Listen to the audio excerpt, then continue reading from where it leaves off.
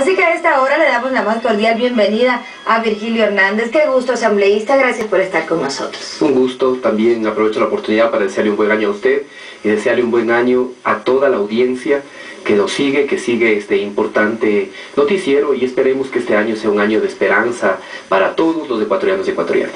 Qué lindo, ojalá así sea, asambleísta, porque dentro de la Asamblea Nacional algunas cosas quedaron pendientes. Comencemos por el Código de la Democracia. Esto se aprobó a finales ya del año pasado, con algunas preocupaciones en torno al tema de parte de la oposición, por lo que se viene un año electoral.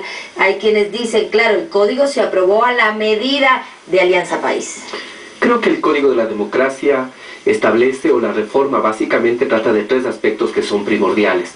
En primer lugar, lo que hace la reforma es establecer un equilibrio entre lo que significa la proporcionalidad, pero al mismo tiempo la posibilidad de que este y cualquier gobierno pueda tener y contar con una mayoría. Creo que ese es el primer elemento. Un segundo elemento, lo que hace básicamente la reforma es corregir los tiempos en los que se desenvuelven algunos recursos, algunas impugnaciones, para evitar que nos pase lo que nos pasó ahora luego de la consulta popular, que habían transcurrido varios meses y sin embargo no había resultados. Imaginemos el caos político que se podría generar si es que, por ejemplo, tendríamos que ir a una segunda vuelta y en esa segunda vuelta todavía no se tienen los datos de la primera vuelta en firme. Creo que ese es otro elemento importante.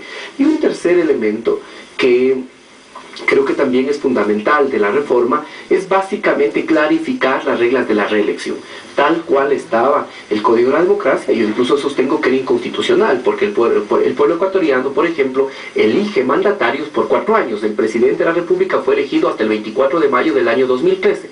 Tal cual estaba la reforma, el Código de la Democracia, tenía el presidente, una vez inscritas las candidaturas, que pedir licencia. Claro.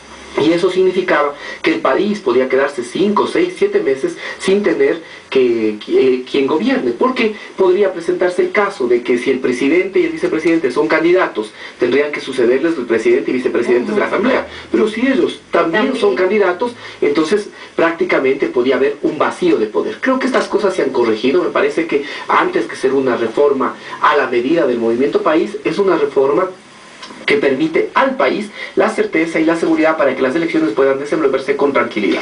Asambleísta, usted ha mencionado algo que me parece súper importante, independiente del gobierno que esté en el poder. Es el hecho de que cuente con aliados, con gente en la Asamblea para llevar adelante las leyes y las cosas que considera necesario. Pero ahí caemos en algo que me preocupa. A lo largo de estos años, Alianza País ha sufrido importantes deserciones dentro de la Asamblea Nacional. Esto ha provocado que en estos momentos muchísimas leyes estén en una especie de limbo, porque no se consiguen los votos ni para un lado ni para el otro. Dentro de la Ley Orgánica de la Función Legislativa, ¿no se podría establecer algún tipo de sanción, de mecanismo que impida que quienes son electos con determinada bandera ideológica puedan migrar, mudarse o cambiarse de camiseta, como se conoce, a la mitad del partido? Mire, lamentablemente las reformas de la Ley Orgánica de la Función Legislativa no están enfocadas ni tampoco se han tratado de enfrentar estos problemas que son cruciales, como los que usted acaba de señalar. Esta es una reforma que yo lo he sostenido ya en varias ocasiones. Creo yo que lo que busca es afinar el camino para la conspiración. Y básicamente lo que se establece ahora en esta reforma, que hay que decirle a la ciudadanía, es una reforma además lograda con una mayoría de oposición, realmente pone las cosas en un punto incluso riesgoso. Yo he dicho también que si es que esta reforma habría sido presentada por el Movimiento País, le aseguro que no habrían faltado voces que nos hubiesen indicado que esta es una reforma con la cual se consolida el autoritarismo. ¿Por qué? Porque se está sometiendo, por ejemplo, a todos los ecuatorianos y ecuatorianas a la Ley Orgánica de la Función Legislativa. ¿Qué va a pasar mañana cuando a cualquier persona se le ocurra, por ejemplo, pedir que una persona particular pueda ir y ser sujeto a los mecanismos de control político. Si nosotros habíamos eso está ahí en este proyecto. Eso está en el proyecto. Todos los ecuatorianos y ecuatorianas sometidos a la ley orgánica de la función legislativa. Yo he señalado en varias ocasiones que aquí que hay una paranoia respecto de los medios. Si con esto, si habría sido propuesto por nosotros, habrían dicho que con esto lo que estamos haciendo es queriendo controlar y llevar a los periodistas, a los directores y establecer mecanismos de censura previa, establecer mecanismos a través de los cuales se coarte la libertad de expresión. Creo que en la ley hay una serie de elementos que son efectivamente peligrosos para los derechos, como he señalado pero también otros que lo que hacen es entorpecer la tarea legislativa, desvanecen el control político y trivializan la fiscalización, con lo cual con esta reforma yo no creo que vamos a mejorar ni siquiera en el aspecto legislativo, que ha sido una importante actividad. Más de 40 leyes se han aprobado en estos 2 años, ni tampoco se va a mejorar los mecanismos de control político, sino básicamente lo que se pretende es generar una tarima para el show político, para el show mediático y al mismo tiempo, eso yo lo vuelvo a reiterar, establecer condiciones para que si se vuelve a presentar un momento de crisis como el que el Ecuador vivió el 30 de septiembre, puedan allanar el camino, puedan tener el camino allanado para la conspiración. Creo que ese es el objetivo de la ley. Pero los de oposición señalan que la mayoría de artículos fue aprobado incluso con el voto de Alianza País, que no entienden por qué ahora se quejan tanto si el momento de votar muchos de la bancada de País estuvieron ahí. Mire, efectivamente, y hay que decirlo además, antes de que se vote había un acuerdo sustancial sobre algunos temas, pero finalmente en este esfuerzo del ponente por tratar de complacer a todos los sectores de la oposición, ese proyecto terminó siendo un Frankenstein y entonces ya no tiene ahora ninguna coherencia. Hay reformas que nosotros creíamos que eran importantes, nosotros creemos que es necesario mejorar los mecanismos de control político, esto es fundamental, pero de ahí a desvanecer el control político como se está pretendiendo o trivializar la fiscalización, estamos en absoluto desacuerdo, más cuando la ley tiene estas cosas que son absolutamente peligrosas. Es imposible, atenta contra la libertad de todos los ecuatorianos que quedemos sometidos a una ley que es propia de la función legislativa. Y en estos momentos, ¿en qué situación está esta ley? El presidente ha planteado su necesidad de revisarla y vetarla de ser el caso. El artículo 63 señala que eso no es posible. La Corte Constitucional aún no se pronuncia. ¿Qué van a hacer ustedes mientras tanto? Bueno, el proyecto tiene que terminar de ser votado. Hay aproximadamente 10 artículos que todavía no están votados. Los más complicados, ¿no? Algunos que tienen que ver con la fiscalización y también están todavía pendientes algunas disposiciones generales y transitorias que tienen que ser votados aún.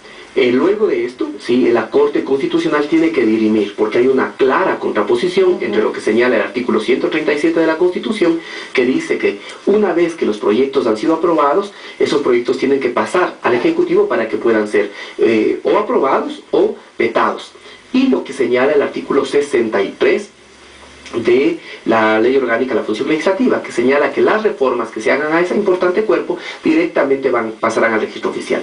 Aquí hay una clara contraposición, la Corte Constitucional tiene que tomar una determinación y esa determinación luego tiene que ser acatada por todos los órganos del Estado.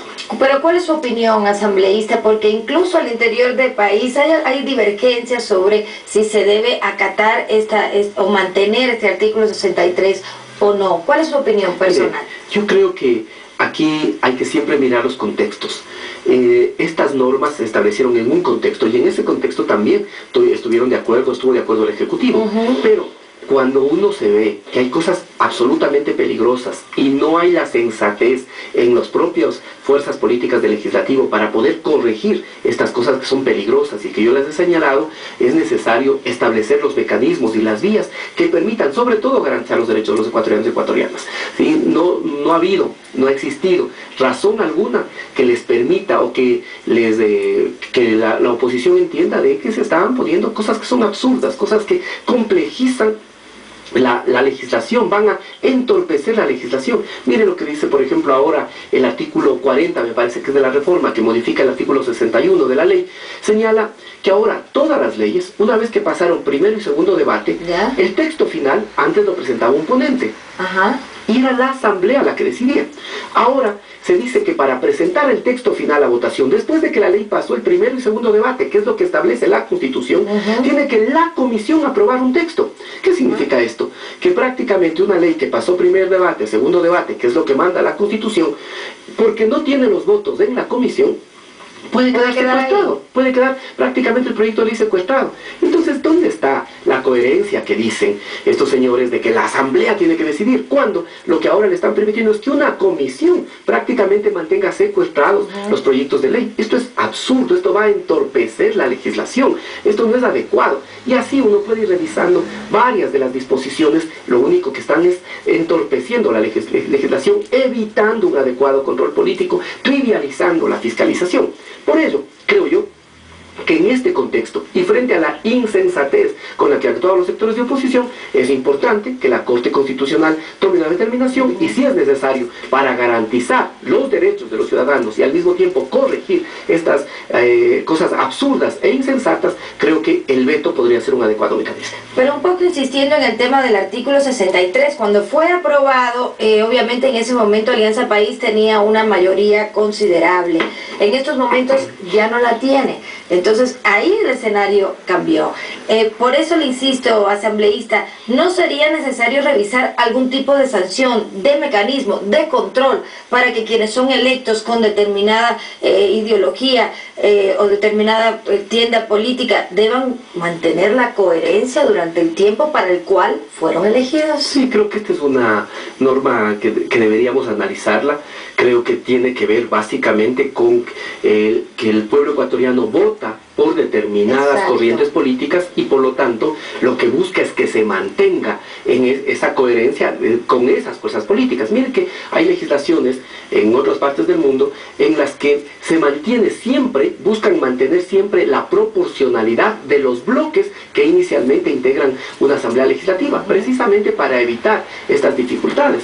Es un tema que hay que analizar con profundidad. Haría falta no solo reformas a la ley orgánica de la función legislativa, sino también a otros cuerpos legales, como por ejemplo el Código de la Democracia, y creo que es una norma que tenemos que revisar básicamente, fundamentalmente pensando en cómo lograr también aquí un adecuado equilibrio entre esta libertad de pensamiento, esta libertad de conciencia con la que tiene que actuar cada uno de los legisladores y la voluntad del pueblo ecuatoriano, que cuando da el voto por una persona, sí, pero esa persona en el marco de una determinada organización política. En la ley de comunicación estaba revisando, asambleísta, que es una de las cosas pendientes y desde hace rato que tiene la Asamblea Nacional, estaba revisando, dice que va a ser difundido ampliamente el proyecto, como que van a tratar de que toda la ciudadanía comparta. ¿Cómo lo van a hacer?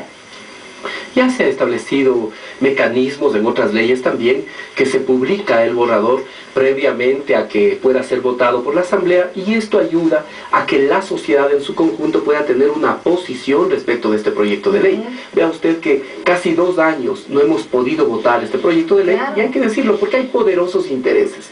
Hay poderosos intereses que no quieren que se apruebe la ley. Para algunos sectores no hay mejor ley que la que no existe, y por lo tanto han venido a través de ciertas fuerzas políticas y de ciertos legisladores boicoteando la aprobación de esta ley. Me parece ahora sensato que el presidente de la Asamblea y el presidente de la Comisión hayan decidido que el borrador inicial pueda ser difundido para que sean los distintos sectores los que conozcan el proyecto, que se desvanezca esta idea de que queremos atentar a la libertad de expresión. Nosotros garantizamos en ese proyecto la libertad de expresión en el marco de la Constitución y los tratados internacionales de derechos humanos, pero al mismo tiempo garantizamos principios básicos como la responsabilidad ulterior. Pero ¿hasta cuándo vamos a esperar por la ley de comunicación? Todavía hay quienes dicen que es mejor archivarla. ¿Qué tiempo podemos esperar? Porque la otra opción es que también la Corte Constitucional haga el trabajo de la Asamblea. No, yo esperaría que en este caso no haga falta una legislación supletoria que hace la Corte Constitucional. Creo que en el caso de la ley de comunicación, seguramente en el mes de enero, en este mismo mes, podremos votar este proyecto de ley y tener tener una normativa que garantice los derechos de los ecuatorianos y ecuatorianas, garantice los derechos a la comunicación y obviamente el derecho a la libertad de expresión de todos los ecuatorianos y ecuatorianas. Muchísima suerte este año, asambleísta, porque la van a necesitar. Gracias por haber estado esta mañana con nosotros aquí en Primera Hora y por supuesto un feliz año. Siempre es importante empezar el año con energía, a ver si en la asamblea cambian un poco las Todos cosas. recuperamos la sensatez un poco. Muchas gracias. Muchísimas gracias. El asambleísta Virgilio Hernández esta mañana aquí en Primera Hora haciendo un recorrido por algunos temas de la Asamblea Nacional.